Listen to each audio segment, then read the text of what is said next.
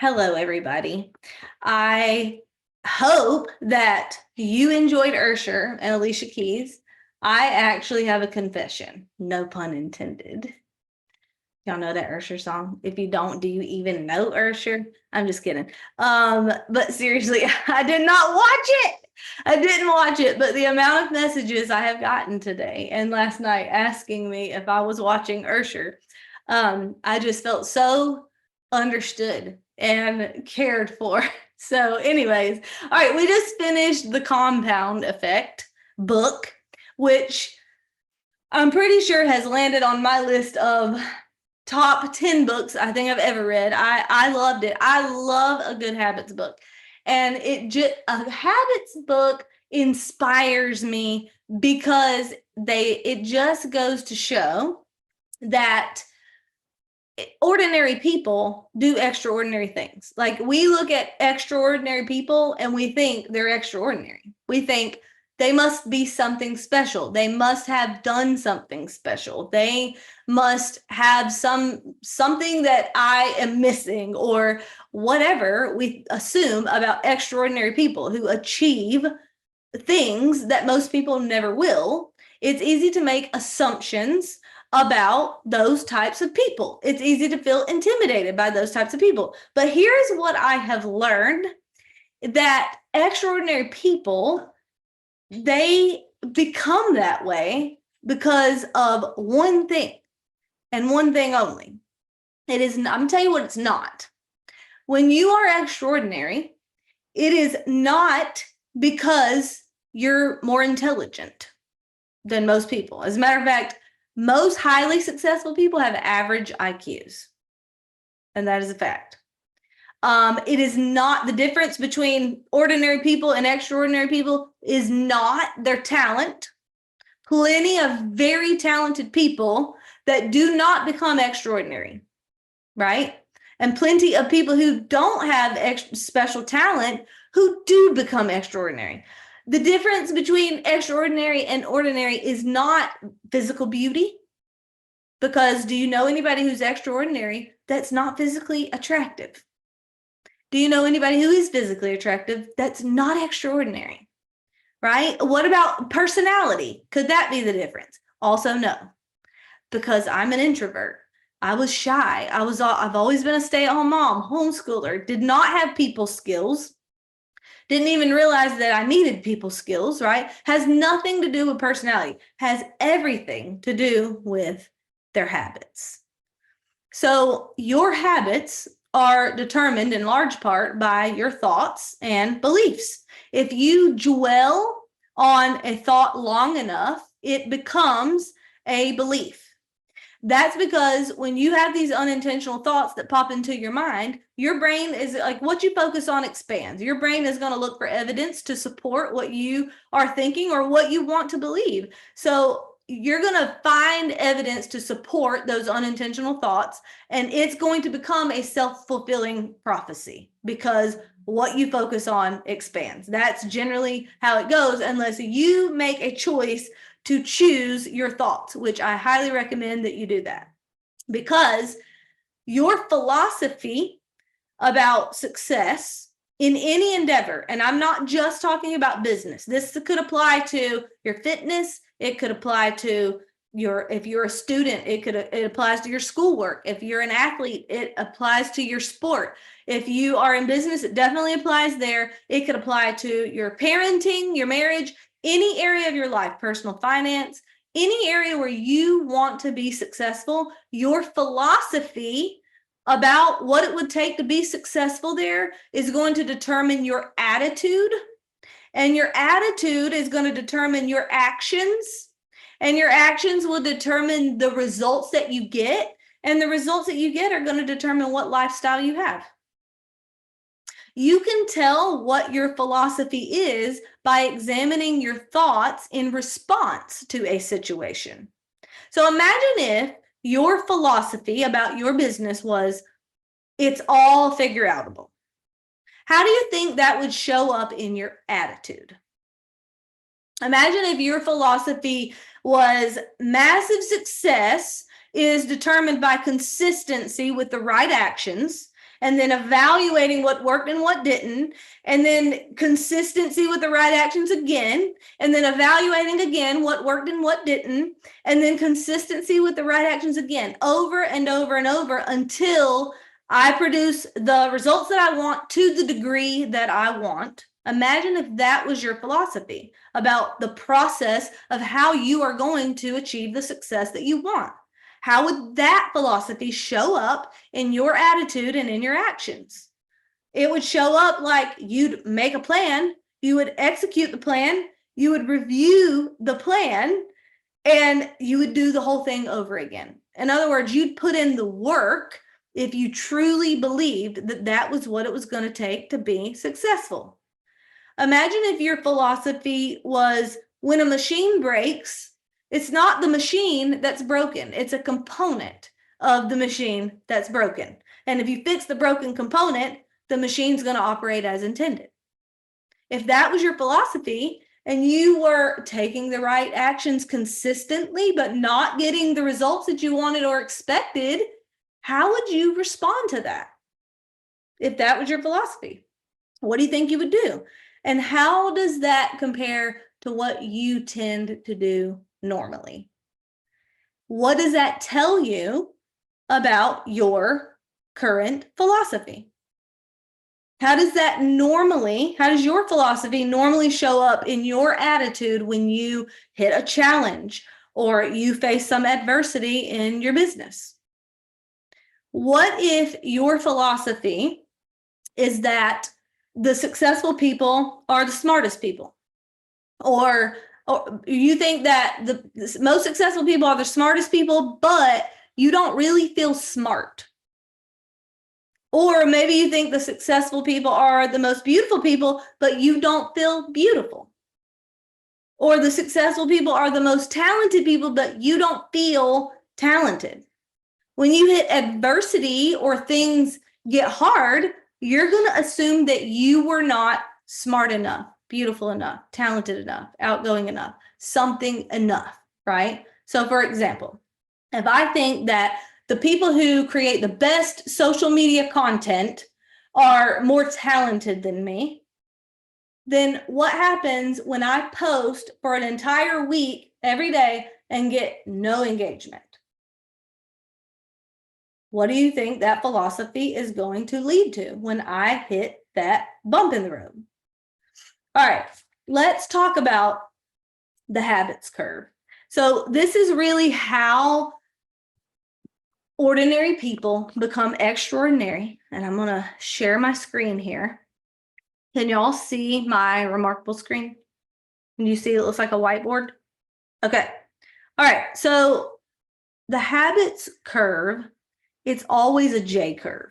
So like if we were to graph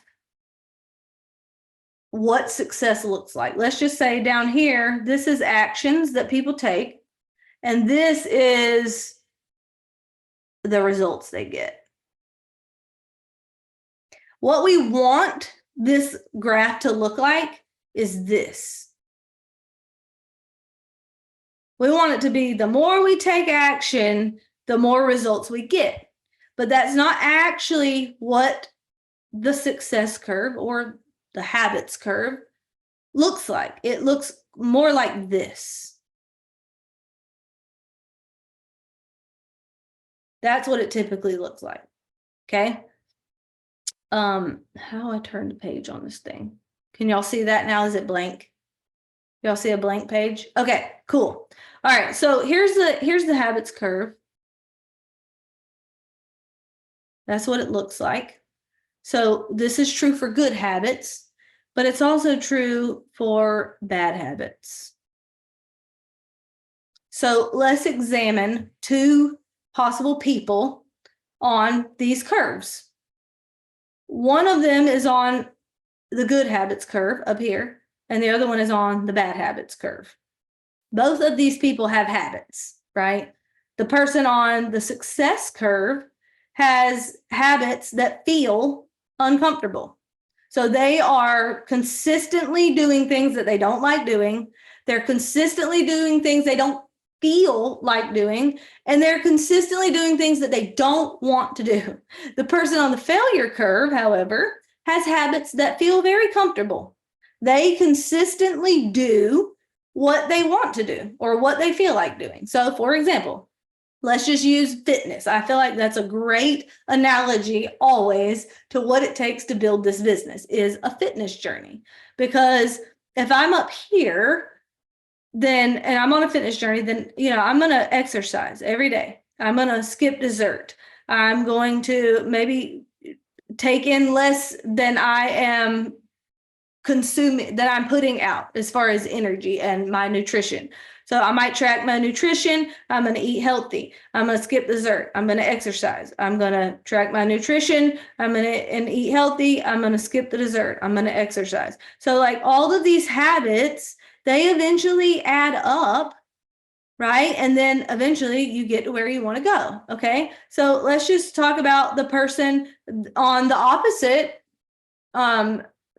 fitness journey or the lack thereof, and they indulge in every dessert. They don't exercise. They watch TV instead, or they do what's comfortable.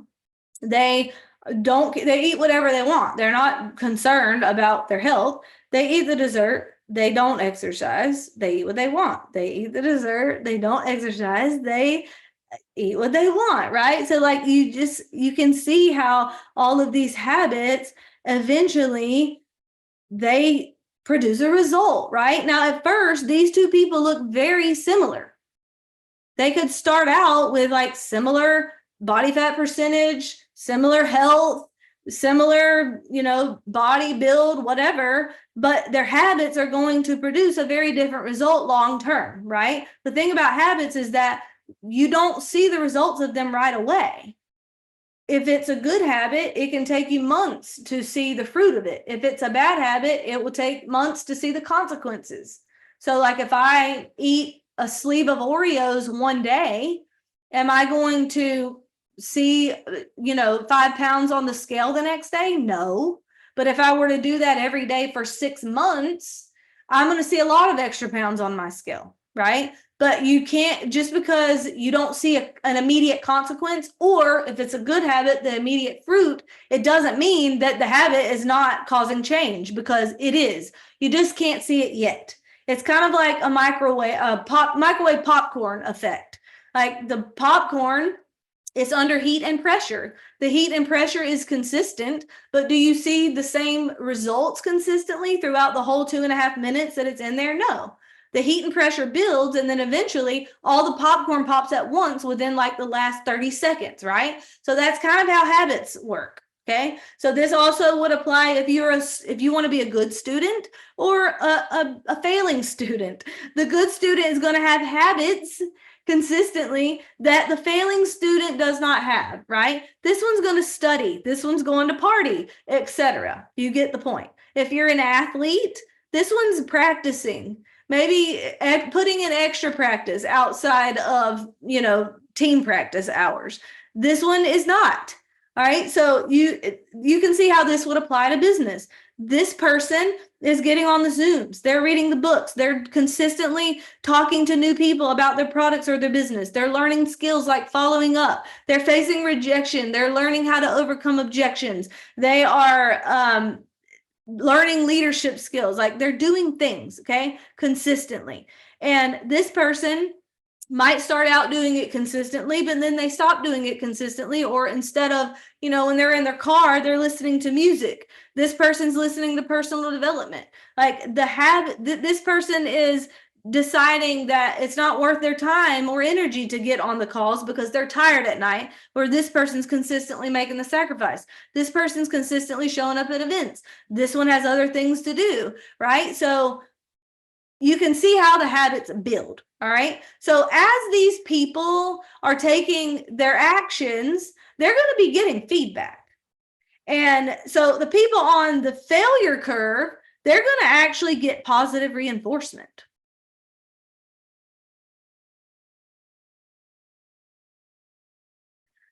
They're going to feel totally justified in their habits because it's just like, it's what people do. Like it's normal. This is just how people live. They don't feel like they're probably not even aware that they should have different habits, or they don't care enough to have different habits. And they'll get plenty of encouragement. Give yourself grace. Yeah, they will feel totally justified and totally normal because they are normal, right? And if you fail or you mess up when you have bad habits, like I said, you're going to get a lot of encouragement. Your negative thoughts are going to be validated. Your poor attitude, it's understandable. So you're not going to have a lot of, social consequences here in the short term, because everything that you do or everything that you think, your thought processes, your attitude, it's all normal. Okay. So the people, though, they're up here, they're taking uncomfortable action. They actually get negative reinforcement, meaning they're not going to feel normal. People are not going to understand them because most people are not doing these things. The person that's on this curve, they're often going to feel weird. They might even wonder, am I crazy? Because they're different. They're going to have people say things like, why are you doing that? Like, people are just not going to understand. They might not see the vision that this person sees. So they're not going to get why this person's doing these things. They're going to hear things like, that's a pyramid scheme, or there's no way you can get to the top. There's too much competition. They're going to get made fun of. If it's a fitness journey, they might get made fun of for eating a certain way. They might get made fun of for going to the gym so consistently. They're going to get in this business. You might get made fun of for believing that you could be successful. If you're an athlete, you might get made fun of for putting in extra hours practicing and taking the sport seriously. As a student, you might get made fun of for being a nerd. They're like, if you are serious about being above average, then you're probably going to be a little abnormal.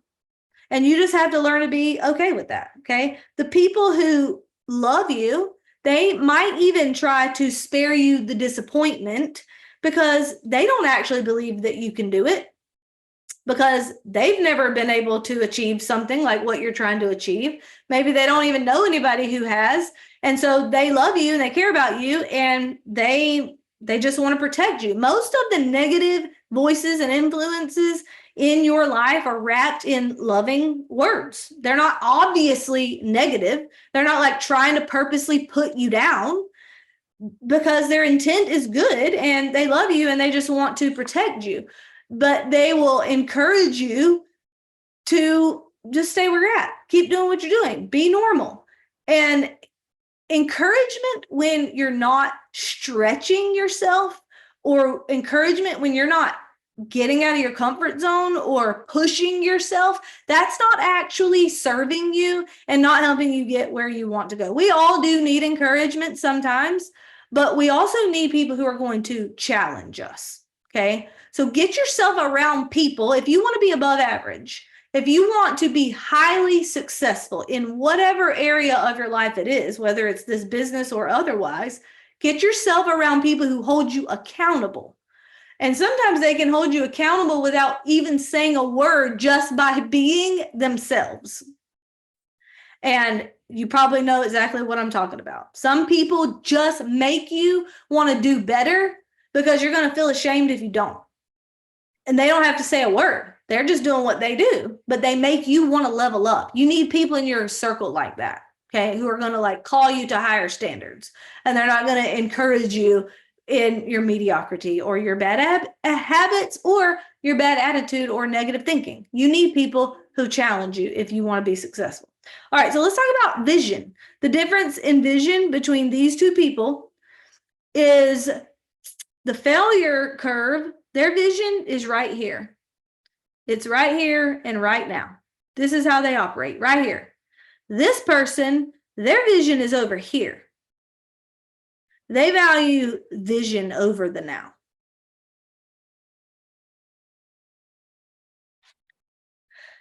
Also, let's talk about present versus future. The person on the failure curve, very comfortable right now. but very uncomfortable later. Your habits have consequences. This person on the success curve, very uncomfortable right now, but very comfortable later. That's just how it works. Number one characteristic of the person down here is blame. Number one characteristic of the person up here is they take responsibility, ownership. All right, interesting to note. These two people, again, they look very similar to start with. You probably can't tell much difference between the two of them at first. The difference between these two people is hunger. That is it. The person on the success curve has a strong desire not to be average. Their worst fear is being mediocre. They don't want to be average. They don't want to settle for mediocrity. That is what drives them to take uncomfortable action. So let's go back to philosophy. When you have the right philosophy, it's easier to take the right actions consistently. And you're way more likely to overcome adversity and not let challenges stop you. But sometimes your action is what reprograms your philosophy. Because if you just go through the process of success, which is make a plan, execute the plan, review, make a new plan, execute the plan, review, make a new plan, execute the plan, review, that cycle, you repeat that enough times, eventually what you get is competence. And competence is what produces confidence. So if you don't feel confident right now in whatever area you want to excel in, it's okay. It just takes practice. But you have to be willing to take the action before you are competent, because practice eventually looks like talent. Don't assume that if somebody is better than you, it's because they're more talented than you. Your default assumption when somebody is better than you should be they've worked on it more than I have. They might be more talented, but that matters zero in the long term. Matters zero, because like I said, how many talented people do you know that are broke or ordinary or average? And if you want to be above average, it doesn't require talent. It requires taking uncomfortable action consistently. It's habits, it's choices. So you have to take the action over and over and over, and you have to be willing to take the action in order to get good at it. And before you are good at it, you are going to have to be willing to be judged. And that is the actual definition of vulnerability. It is when you care about what someone thinks. But it's nearly impossible to get better at something and look good at the same time. You're going to have to choose. Which one do you want? Do you want to look good right now and be comfortable right now? Or do you want to get better so that you can have what you want eventually? How many little uncomfortable things are you willing to do without getting results? Because here's the curve. Remember, it doesn't look diagonal. It looks like this. Oftentimes, you're taking a lot of action before you see any results. So how many little uncomfortable things are you willing to do without getting results? You're going to need some grit if you want to get somewhere in life. And I'm going to give you guys an example. My January fitness goals. I definitely had bad habits over the holidays, I will confess. But January 1, I was like, I'm about to get it right. And I did. And I overhauled everything. I, first of all, cut out sugar, cut out alcohol, exercise 6 days a week, and tracking my macros in a very good calorie deficit with nutrient dense foods. Okay. So I am taking all my supplements too, doing all the right things. Ask Christina how many times I messaged her frustrated because nothing was happening.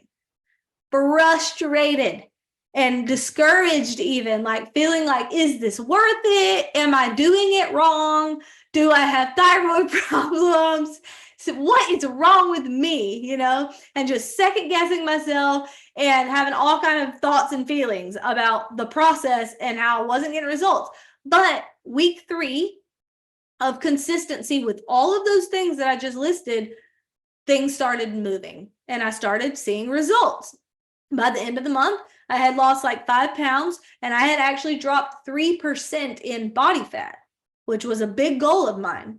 And I'm still working on I'm still working on those goals this month and will continue to. But you're going to have to be willing to do uncomfortable things without seeing results.